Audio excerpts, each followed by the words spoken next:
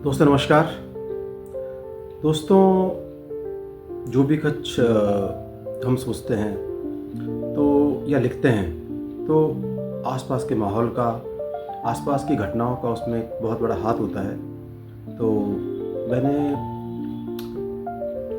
कुछ समय पहले एक गुब्बारे वाले के ऊपर कुछ लिखा था और उसके पीछे एक छोटी सी कहानी थी। उस कहानी को मैं आप लोगों के साथ शेयर करना चाहता हूँ और उस चीज़ से आपको रिलेट करना चाहता हूँ। करीब दिसंबर में की बात है, सर्दियों के दिन थे। मैं अपने मार्केट गया और करीब शाम के 8 या 9 बजे होंगे। मूंगफली हम लोग सर्दियों में पसंद करते हैं, तो वो मैंने मूंगफली ख़रीदी। करीब करीब 100 रुपये की मूंगफली आई होगी, एग्जैक्ट याद नहीं है।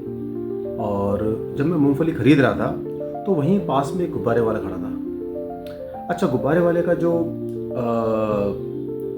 एक जिस तरीके से वो खड़ा था, गुब्बारे लेके, बहुत सारे गुब्बारे थे उसके पास, तो मेरे मन में ख्याल आया कि यार इतनी आसानी से मैंने 100 रुपये मूँगफली में खर्च कर दिए, क्या ये मूँगफली के पास जो गुब्बारे वाले खड़ा है, क्या इसका मन नहीं करेगा? क्या ये उतने पैसे इकट्ठे कर पाएगा?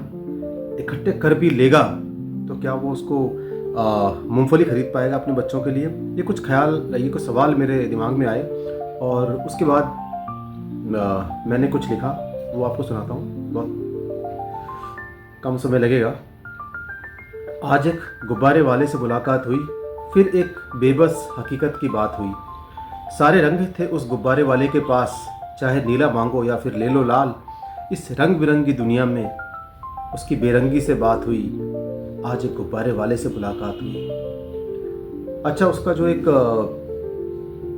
पर्सनालिटी थी, बात करूं अगर, चेहरे पर थी दूर कहीं झुर्रियों में छिपी मुस्कुराहट, हाथों में थी कुछ मैली काली लकीरों की बनावट। उसकी बेबसी की नज़रों से उम्मीदें बेजार हुई। आज एक गुब्बारे वाले से मुलाकात हुई। मैंने ये देखा है, ऑब्ज़र्व किया है, शायद आपने भी किया होगा, कि जब हम किसी एक ऐसे इस कैटेगरी से जब कुछ सामान लेते हैं, इस कैटेगरी का मेरा मतलब है कि चाहे वो घड़े बनाने वाले हों, चाहे वो एक मेहनतकश मज़दूर की बात मैं कर रहा हूँ, तो वहाँ पे मोल भाव बात करते हैं। खरीदारों की किस्म भी वहाँ अजीब थी, कर रहे थे मोल भाव और बड़ी गाड़ी उनके करीब थी।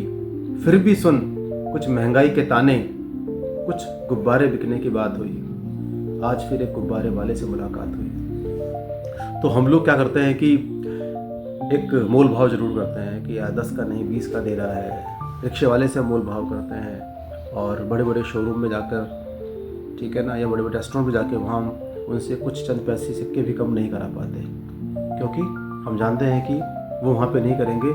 वह हमारी मजबूरी है या हमारा शौक़ है उनको पैसे देना, और अगर गुब्बारे वाले सामने है तो हमें मालूम है कि वो मजबूर है, वो हमारी बात मानेगा।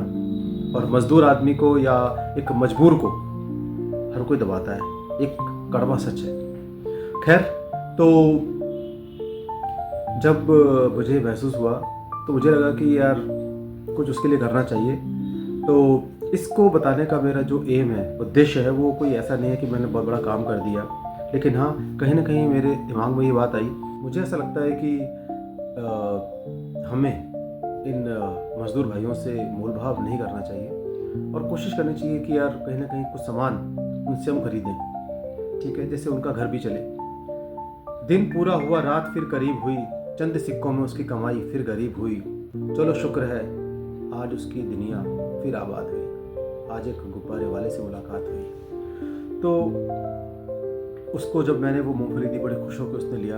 और मुझे लगता है कि वो 100 रुपये शायद उस वक्त मेरे लिए बहुत बड़ी बात नहीं थी, लेकिन उसके बच्चों के लिए या उसके घर वालों के लिए एक इतनी खुशी का एक लम्हा हुआ होगा कि चलो आज उनके पिताजी कुछ साथ में एक गुब्बारे के मतलब एक मूंगफली हमारे लिए लेकर आए हैं।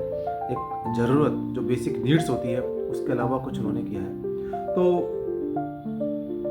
कहीं ना कहीं दोस्तों, हमें इस जो ये वर्ग है उसके लिए कहीं ना कहीं करना चाहिए। बहुत सारा पैसा हम खर्च करते हैं बड़े मॉल्स में, बड़े बड़े रेस्टोरेंट्स के अंदर, ठीक है ना, बड़ी बड़ी हम जानते हैं कि खाने पीने की कितनी मल्टीनेशनल कंपनीज़ हैं और कितना चार्ज वो हम लोगों से करती है, ये हमको जानते हैं। और हम शायद वहाँ पे बड़ी आसानी से उनको पैसा वो खर्च कर देते हैं, चाहे वो 500 रुपये, 1000, 15, 2000 एज पर और लाइक रिक्वायरमेंट जो चाहिए हमको देते हैं, पैसा देते हैं।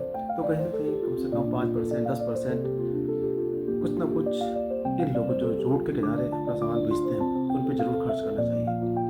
तो उससे क्या होगा कि हमारा तो खैर बहुत बड़ा नुकसान नहीं होगा, लेकिन उनका बहुत बड़ा फ़ायदा ज़रूर होगा। ठीक है दोस्तों, कुछ इस तरह की बातों को लेके और हम दोबारा बात करेंगे। इसके लिए आप जुड़े रहिए, क्योंकि अमेजिंग है लाइफ। नमस्कार।